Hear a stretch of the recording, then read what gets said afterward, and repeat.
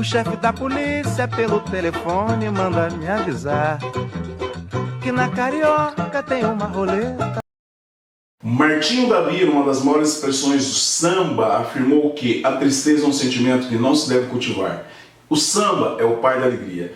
É com essa afirmação de Martinho, o samba é o pai da alegria, que nós iniciamos com vocês mais um de nossos encontros, mais um dos nossos momentos. Hoje nós tocaremos com vocês o samba de roda. O samba surgido em Salvador, surgido na Bahia, que migra para o Rio de Janeiro e será o pai do samba carioca, será o pai de um dos maiores fenômenos da música brasileira, o samba do Rio, o carnaval do Rio.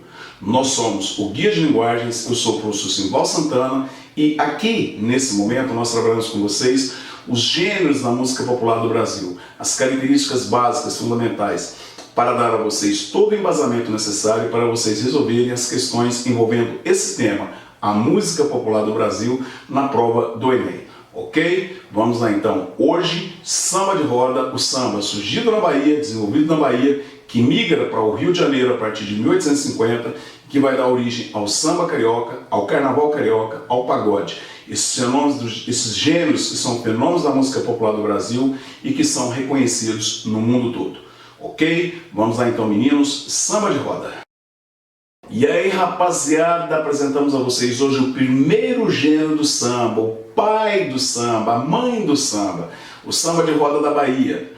Do samba de roda que já reúne características sincréticas, a mistura de tendências, porque ele vai trazer a viola, que é um instrumento português, a chula, que é uma dança portuguesa, mas ele vai trazer o atabaque, dos instrumentos de percussão que são herança africana e indígena, os bailados, as danças, os rituais dos índios, o batuque das senzalas dos afrodescendentes. Então nós temos aqui a cultura sincrética, a mistura de tendências em um gênero, o samba de roda, desenvolvido a partir dos terreiros da Bahia. O mesmo espaço em que se desenvolviam os rituais do candomblé e a dança da capoeira. Então nós temos aqui, naquele momento em que ocorriam os rituais do candomblé, em que ocorria a dança da capoeira, nós temos aqui, num determinado ponto, o momento em que os negros, os afrodescendentes, vão parar para dançar. E essa dança, como nos rituais indígenas, como nos batuques das senzalas, forma-se uma roda, daí a questão do samba de roda.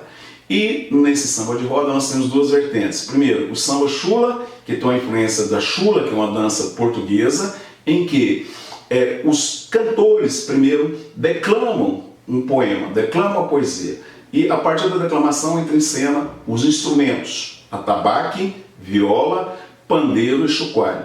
Então os instrumentistas entrando em ação com muitas palmas e um de cada vez, um dançarino, um dançador de cada vez faz a sua performance. Esse é o samba chula, tá? A primeira vertente do samba de roda.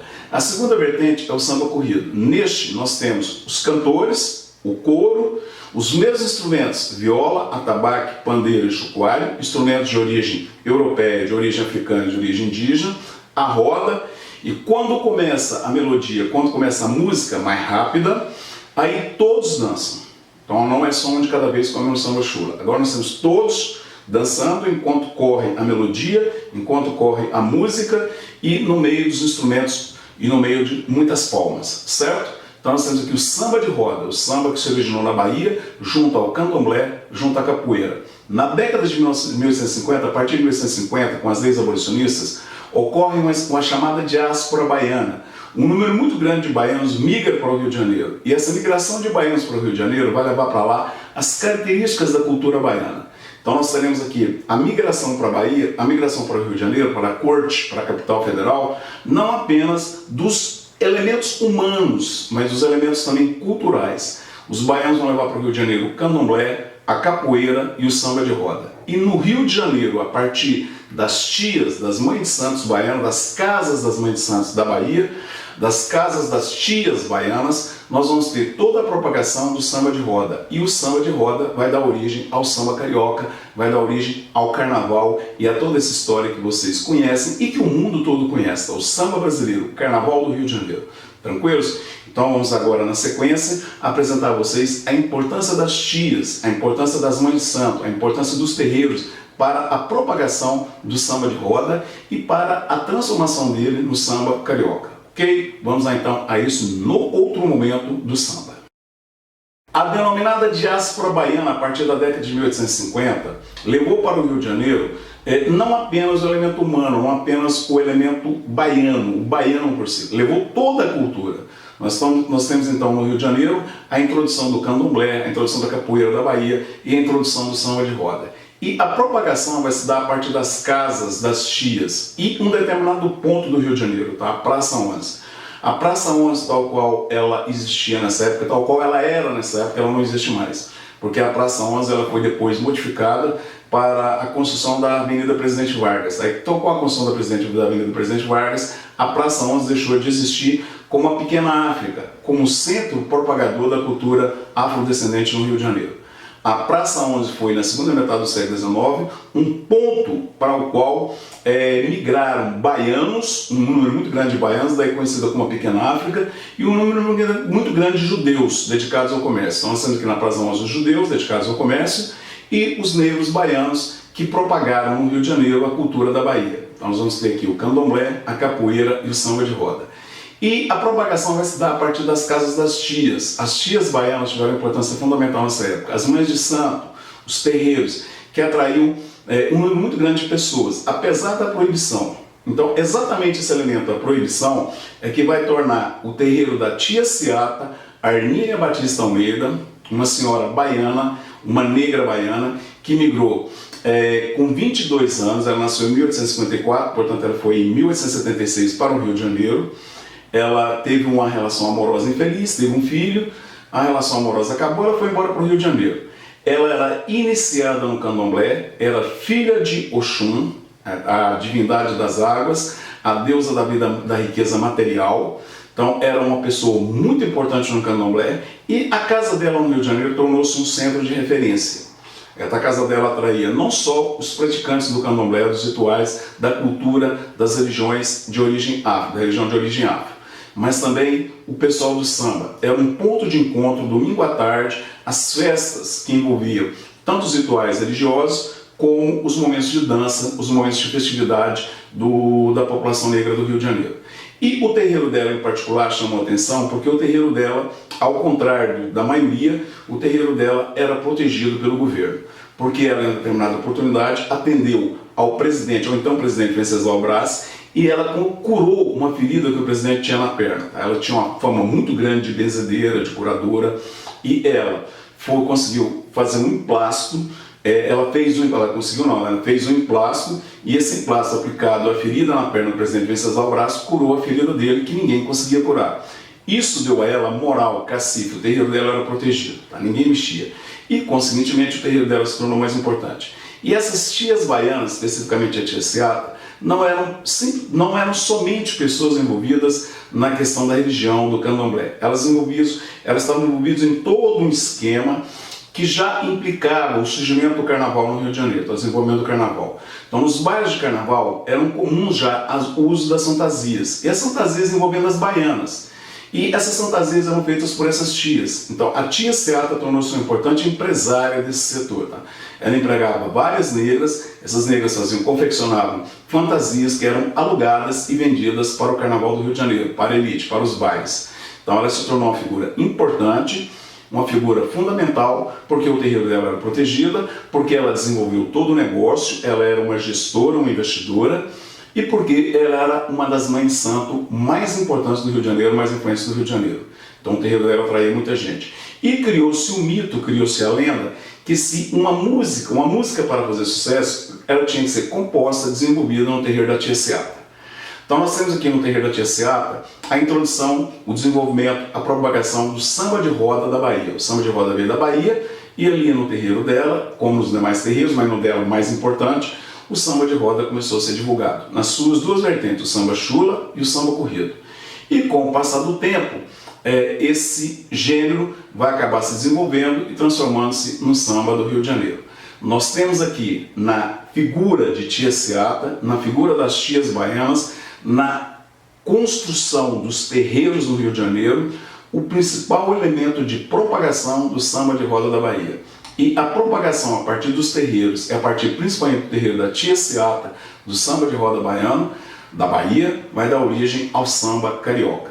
Fechando com vocês, nós traremos os principais nomes surgidos a partir desses terreiros e principalmente a partir do terreiro de Tia Seata. Tranquilos? Vamos lá na sequência apresentar para vocês a primeira música composta no terreiro e gravada, o primeiro samba gravado no Brasil.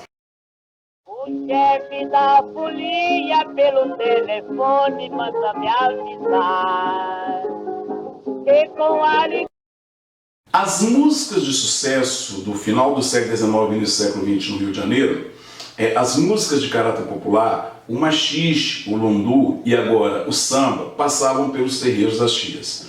E o principal terreiro, o terreiro mais importante, fixado com vocês mais de uma vez, o terreiro de Tia Seata. Foi nesse terreiro, foi no terreiro da Tia Seata, que os compositores Donga e Mauro fizeram o primeiro samba registrado no Brasil. Em 1917, a composição de Pelo Telefone, gravado pelo Baiano, mesmo que já havia gravado a primeira música gravada no Brasil. Tá? Isso é bom. Nós vimos isso em outro encontro. Tá? A primeira música gravada, o Machixe, Isso é Bom, em 1902, e agora o Baiano vai gravar o primeiro samba, Pelo Telefone, a composição do Donga e do Mauro. Uma música que na época foi censurada, nós vamos ver esse contraponto, vocês vão ver a abertura da gravação original e a abertura depois da regravação com a letra, que realmente era a letra do samba. Tá? A letra falava: o chefe da polícia pelo telefone manda me avisar que na Carioca tem uma roleta para se jogar. Então em 1917 isso aí desagradou as autoridades e eles mudaram o chefe da polícia para o chefe da folia. E ao invés de convidar para a roleta para o jogo, convidando para a festa, convidando para a folia. A música foi censurada e foi gravada numa outra versão. A versão original só foi gravada mais tarde. Eu trarei para vocês um primeiro momento com a gravação original e depois um outro momento com a regravação feita pelo Martinho da Vila. Então nós temos aqui o primeiro samba gravado no Brasil, o primeiro samba registrado pelo telefone, e um samba de roda. Um samba feito para dançar, um samba corrido, feito para dançar ali nas tardes de domingo, nos momentos que envolviam o candomblé, a capoeira e o samba no terreiro da Tia Seata.